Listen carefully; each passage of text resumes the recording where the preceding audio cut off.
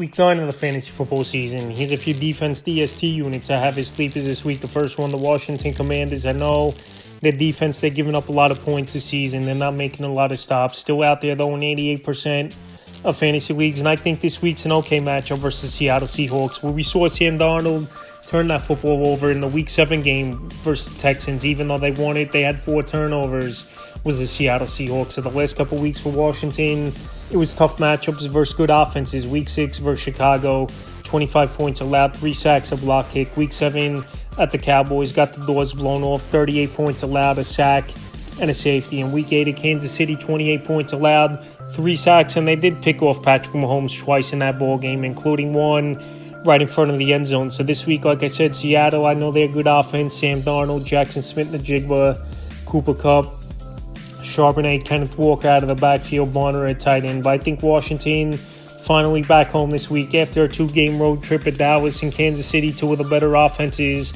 in the league, obviously. I think they get back to basics a little bit on Sunday night. And to get Jaden Daniels back as well, obviously, that's going to control some drives where the defense isn't on the field as much and gets tired. So this week, I like Washington as a sleeper. The next DST is the San Francisco 49ers. I know defense is depleted with their top 2 players out for the season in Nick Bosa and obviously Fred Warner. They're still out there in 79% of fantasy leagues. And this week they get to go to a depleted New York Giant offense. Cam Scatterbo out for the season, breaking and dislocating that ankle last week. And also Malik Neighbors, he's been out majority of the season and he's out for the season as well. So with those factors and a young quarterback in there like Jackson Dart, even though he's played great football 4 out of his 5 starts in his NFL career to start it off so far, I think San Francisco, with their veteran presence and Robert Sowers, the defensive coordinator, where he's a decent defensive mind, they could go out there and make some plays on the rookie Dart. Like I said, when you're down 2 top guys like Cam Scatterbo and Neighbors, it's going to be tougher as the weeks go on. Week 6 at Tampa, they got the doors blown off, 30 points allowed, a sack. Week 7 versus Atlanta, 10 points allowed, 2 sacks, a fumble recovery. In Week 8 at Houston, 26 points allowed and an INT. So this week, like I said, the Giants, young team, a lot of injuries, and they do give up the 11th most fantasy points to DSTs on the season. Final DST, the Vegas Raiders. So they're one of the worst defenses in the league, but I'm going off a matchup.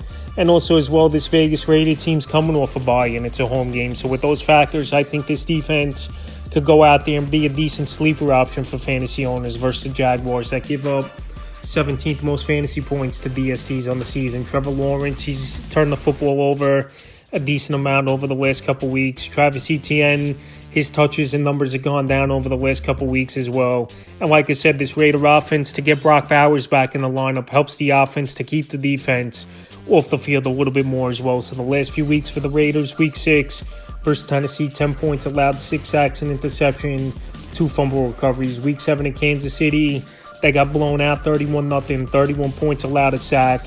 And now here in Week 9 versus Jacksonville in deeper leagues, I think they could be an okay sleeper option. Available in 95% of fantasy leagues. That's a few defense DSTs I have as sleepers for Week 9 of the fantasy football season.